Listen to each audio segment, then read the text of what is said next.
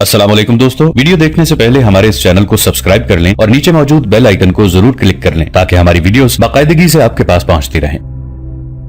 थियोडोमीर ने कहा, अगर आप चाहें तो मैं इस फौज को एक बार फिर शहर पनाह पर खड़ा कर सकता हूं। मैंने आपको धोखा देकर सुलहनामे पर दस्तखत करवा दिए हैं। मेरे पास कोई फौज न रही तो मैंने भागने की बजाय यह तरीका इख्तियार किया कि औरतों, कमसिन लड़कियों और बूढ़ों को फौजी कपड़े पहनाकर उनके सरों पर खोदे रखकर उन्हें दीवार पर खड़ा कर दिया।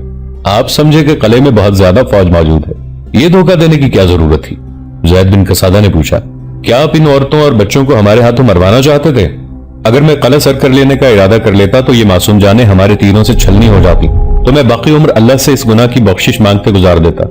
आप ये ना समझ बैठे कि मैं शहर पनाह पर इतनी ज्यादा फौज को खड़े देखकर डर गया था और इस डर से सुलहनामे पर आपकी शराइत पर अपनी मोहर लगाती थी। मैं ये जानता था, थियोडोमीर ने कहा। मैं आपको डरा नहीं रहा था। मेरा मकसद ये था कि आप किला ले लें और मजीद खूनरेजी ना हो। मैं आपको यकीन दिलाता हूं कि मैंने आपके साथ जो मुआहिदा किया है ये उन फौजी मुआहिदों जैसा नहीं होगा जो फौजों के दरमियान होते ही रहते हैं। मैं सच्चे दिल से आपकी अताअत कबूल कर चुका हूं। मैं अपनी कोई फौज नहीं बनाऊंगा बल्कि मैं आपके मातहत रहूंगा।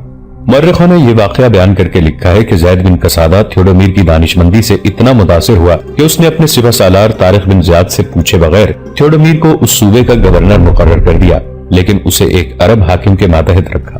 गरनाता की आबादी में यहूदियों की अक्सरियत थी। चूंकि यहूदी उंदलुस के बादशाह रैड्रिक से तंग आए हुए थे, इसलिए वो मुसलमानों के वफादार हो गए। गरनाता में शहरी इंतजामात और उमूर को चलाने के लिए सालार ज़ैद ने मुसलमानों के साथ यहूदी और ईसाई भी मुकर्रर किए।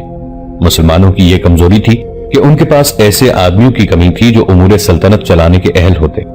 इस कमी को ईसाई और यहूदी पूरा किया करते थे। आगे चलकर ये यहूदी और ईसाई बगावतों का बायस बने और उन्होंने सल्तनत इस्लामिया को नुकसान पहुंचाने में कोई कसर न छोड़ी। इस दौरान जब मुगीसुर रूमी और ज़ैद बिन कसादा अपने अपने हदफ की तरफ जा रहे थे, तारिक बिन ज़ियाद तुलैता की तरफ पेशकदमी कर रहे थे। जूलियन और ओपास उनके साथ थे। उन्हें तारिक के साथ ही होना चाहिए था क्योंकि तुलैता उंदलुस का दारुल हुकूमत था। ये बादशाहों की गद्दी थी, इसका दिफा बहुत मजबूत था। जूलियन और ओपास ने तुलैता और उसके दिफा के मुतालिक तारिक को जो तफसीलात सुनाई थी, उनसे इस शहर की तस्वीर ये बनती थी कि यह शहर दरियाए टैग्स के किनारे पर ही आबाद नहीं था, बल्कि यह दरिया इस शहर के इर्द गिर्द घूमकर आगे जाता था। दरिया के साथ ही एक वसी और गहरी झील थी जिसमें दरिया का पानी गिरता था। एक लंबी चौड़ी चट्टान में से सुरंग बनाई गई थी। इस सुरंग से दरिया का पानी झील में जाता था। यही वो झील थी जिस पर ओपास और मेरीना की मुलाकात हुई थी। ओपास मजजूब और मजनू फकीर के बहरूप में था। तुलैता को एक तो दरियाई टैक्स दिफा मुहैया करता था, दूसरे ये कि किलाबंद शहर खासी बुलंदी पर आबाद किया गया था। किले और शहर की दीवारें बहुत वजनी और ज्यादा हुजम वाले पत्थरों से बनाई गई थीं। बाज पत्थर इतने बड़े थे जैसे पूरी चट्टान उठाकर वहां रख दी गई हो। शहर के अंदर दीवार के साथ साथ बहुत चौड़ी और खासी गहरी खंदक थी।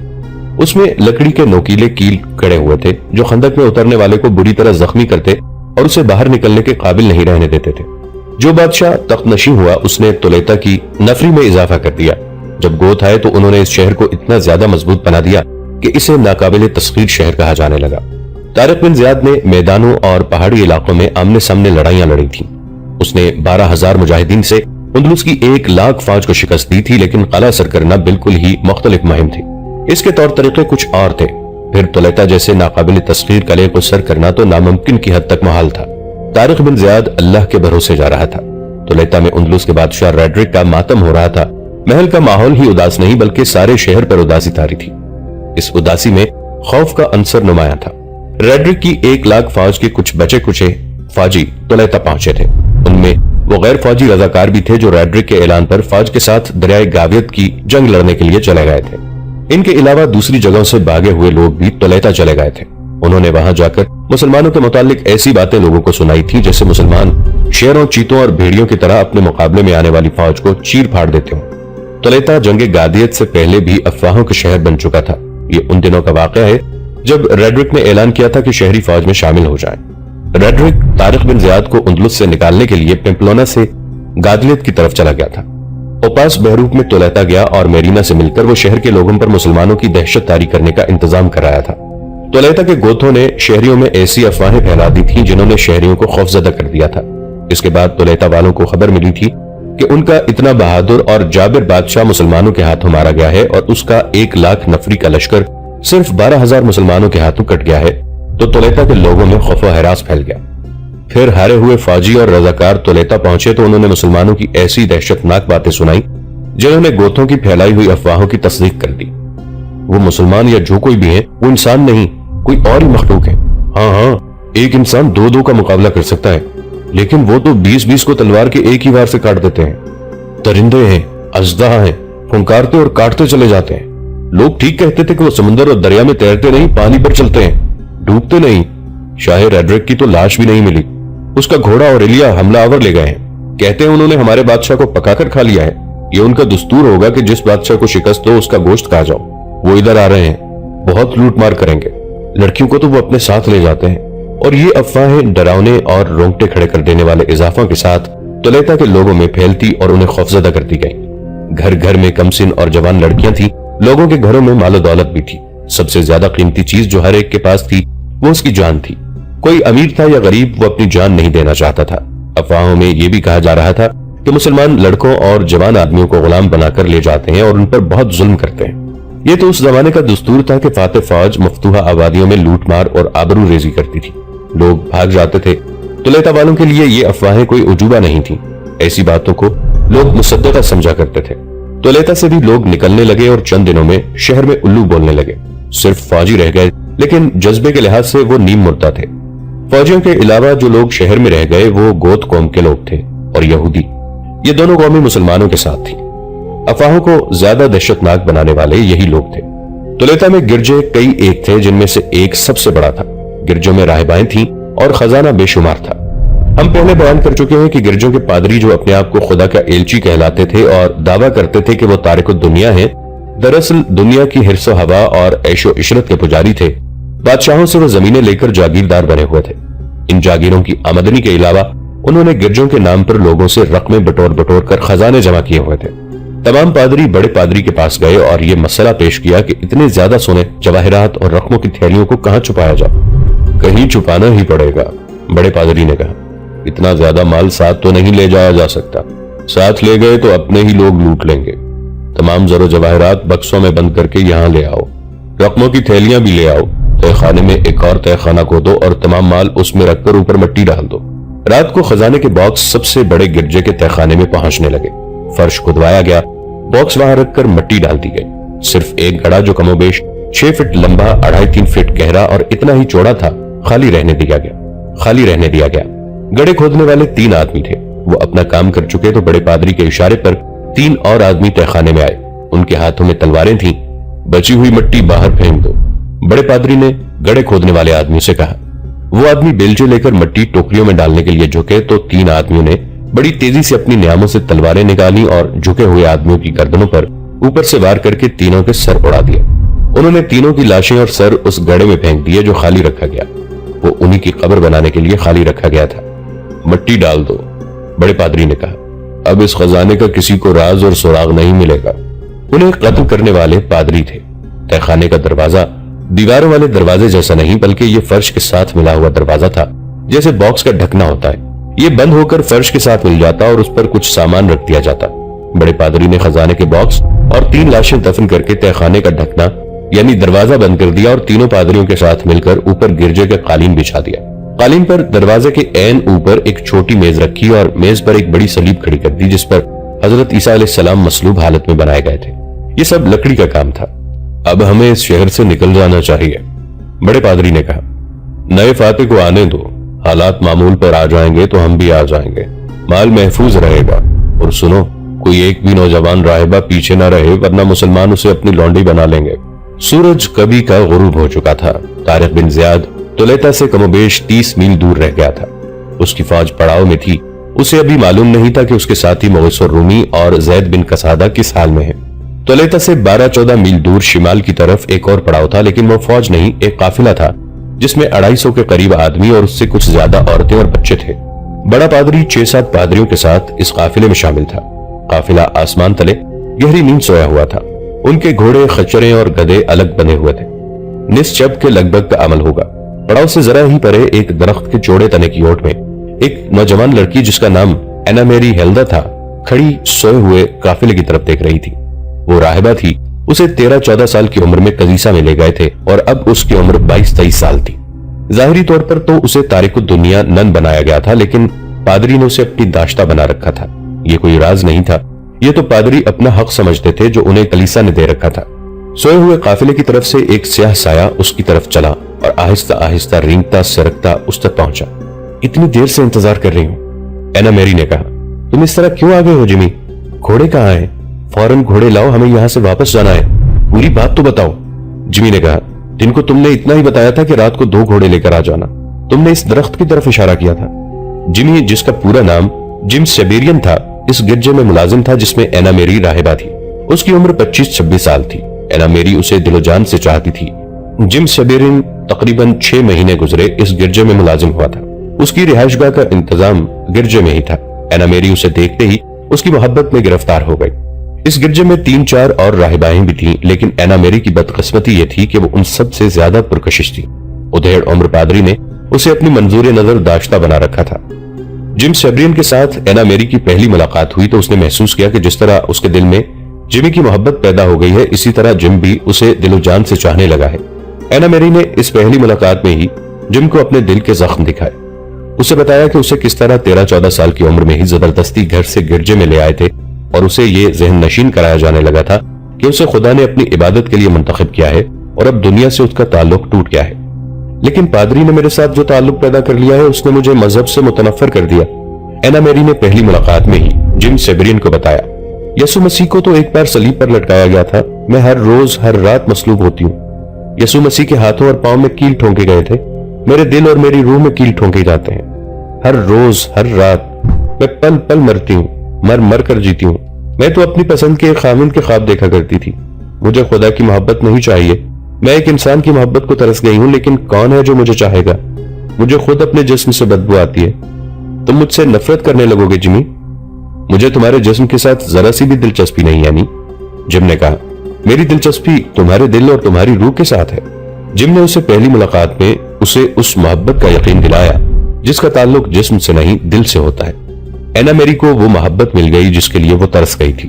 دونوں نے وہاں سے بھاگ جانے کا عہد کر لیا تھا، لیکن کسی راہبہ کا گرجے سے نکلنا ممکن ہی نہیں تھا۔ یہ لڑکیاں گرجوں اور مذہبی اداروں کی قیدی ہوا کرتی تھیں۔ ان کا لباس ایسا الگ تھلگ ہوا کرتا تھا کہ کوئی راہبہ باہر نکل کر اپنے آپ کو چھپا ہی نہیں سکتی تھی۔ ان پر پہلے بھی لگے رہتے تھے۔ جم دور کا رہنے والا تھا، وہ نوکری کی تلاش میں یہاں آیا تھا۔ اس شہر میں اس کی کسی کے ساتھ جان پہچان بھی نہیں تھی کہ اینا میری کو بھگا کر کہیں چھپا لیتا، پھر موقع دیکھ کر شہر سے نکل جاتا۔ پھر بھی اس نے تہیہ کر لیا تھا کہ اس لڑکی کو وہ اس جہنم سے نکال کر لے جائے گا۔ 6 مہینوں تک ان کی محبت ایسے مقام پر پہنچ گئی جہاں سے واپسی ناممکن ہو گئی تھی۔ وہ ایک دوسرے پر اپنی جانیں بھی قربان کر دینے کو معمولی سی قربانی سمجھنے لگے تھے۔ پھر طلیطہ میں مسلمانوں کے خوف و ہراس کی لہر دوڑ گئی۔ کچھ دنوں بعد لوگ شہر سے نکلنے لگے۔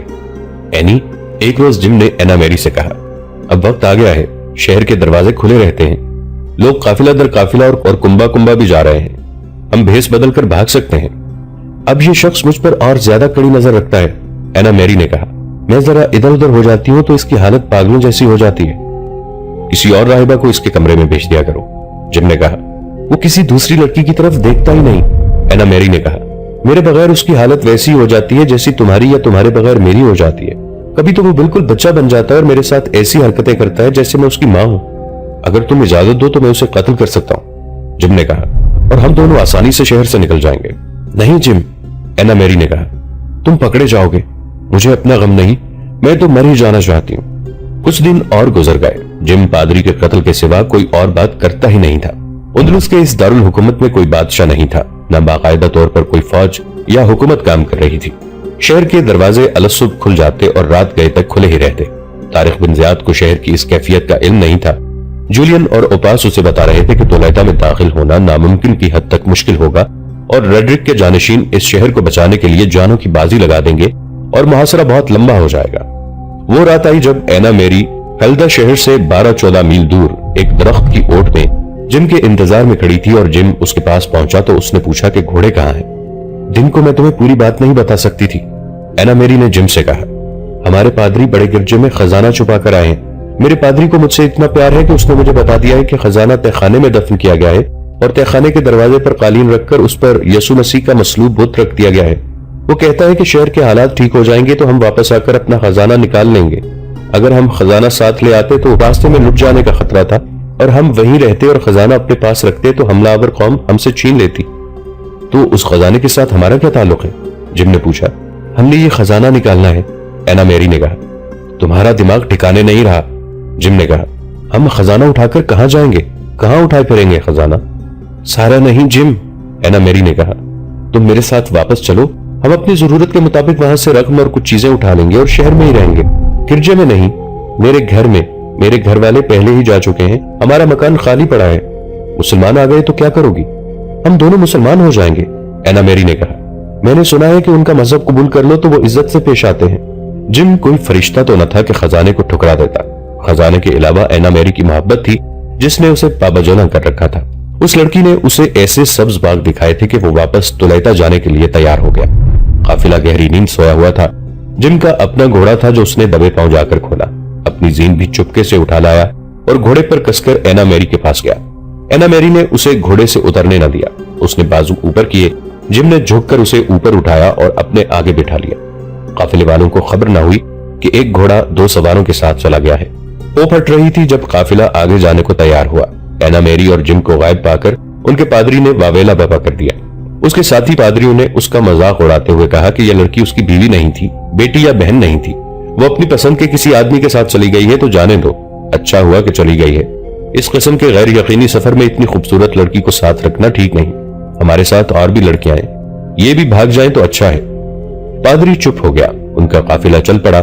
تاریخ کے مطابق ان تمام پادریوں نے روم جانا تھا جو کلیسا کا مرکز تھا اور پوپ کا ہیڈ کوارٹر۔ اس وقت جب قافلہ چلا تھا، جم اور اینا میری طلیطہ شہر میں داخل ہو چکے تھے۔ انہوں نے 12-14 میل کا فاصلہ رات کو ہی طے کر لیا تھا اور دروازے کھلنے کا انتظار کر رہے تھے۔ جو ہی دروازے کھلے وہ شہر میں چلے گئے اور اینا میری جم کو اپنے گھر لے گئی۔ گھر کا سامان، پلنگ، بستر، برتن وغیرہ ایسے پڑے تھے جیسے گھر والے باہر نکل گئے ہوں اور ابھی واپس آ جائیں گے۔ دونوں نے دن اسی گھر میں گزارا۔ لوگ ایک دوسرے کی دیکھا دیکھی شہر سے جا رہے تھے، مکان خالی ہو رہے تھے۔ کوئی کسی خالی مکان میں چلا جاتا تو کوئی دیکھنے والا اور پوچھنے والا نہیں تھا۔ جم اور اینا میری کو ایسا خطرہ نہیں تھا کہ کوئی انہیں پکڑ لے گا اور وہ اس گھر میں کیا کر رہے ہیں۔ آدھی رات سے کچھ پہلے کا عمل تھا جب وہ دونوں گھر سے نکلے اور بڑے گرجے کی طرف چل پڑے۔ جم نے گھوڑے کی باگ پکڑ رکھی تھی اور دونوں پیدل جا رہے تھے۔ انہیں توقع تھی کہ گرجے کے احاطے کا گیٹ بند اور مقفل ہوگا، لیکن انہیں گیٹ کھلا ہوا ملا۔ گرجے کی عمارت تاریک تھی۔ جم اور اینا میری اس سے زیادہ تاریکی میں بھی اس گرجے کے کونے کونے اور گوشے گوشے تک پہنچ سکتے تھے۔ اس گرجے کی وہ ایک ایک اینٹ اور ایک ایک پتھر سے واقف تھے۔ ان کے پاس ایک مشل تھی جو انہوں نے تہخانے میں اتر کر جلائی تھی۔ دونوں عبادت گاہ میں داخل ہو گئے جس کے ایک کونے میں تہخانے کا دروازہ تھا۔ جم کے ہاتھ میں کدال تھی جو اس نے اینا میری کے گھر سے اٹھائی تھی۔ اس کے پاس تلوار بھی تھی اور خنجر بھی، اور اینا میری کے پاس بھی خنجر تھا۔ جم نے مشل جلائی۔ وہ اس قالین پر کھڑے تھے جس کے نیچے تہخانے کا دروازہ تھا۔ اینا میری نے بڑی تیزی سے وہ تمام چیزیں جو قالین پر رکھی ہوئی تھیں گھسیٹ کر پرے پھینک دیں، پھر دونوں نے قالین ہٹایا۔ اینا میری کو معلوم تھا کہ یہ دروازہ ہے۔ اس تہخانے میں وہ کئی بار گئی تھی۔ اس نے دروازہ اٹھایا اور دونوں نیچے اتر گئے۔ تہخانے میں مٹی بکھری ہوئی تھی اور 2 لمبوتری ڈھیریاں تھیں۔ ان کے نیچے خزانہ دفن ہے، اینا میری نے کہا۔ دیکھو جم، ہم کتنی آسانی سے یہاں پہنچ گئے ہیں، لیکن ہم اتنا زیادہ مال تو نہیں اٹھا سکیں گے، جم نے کہا۔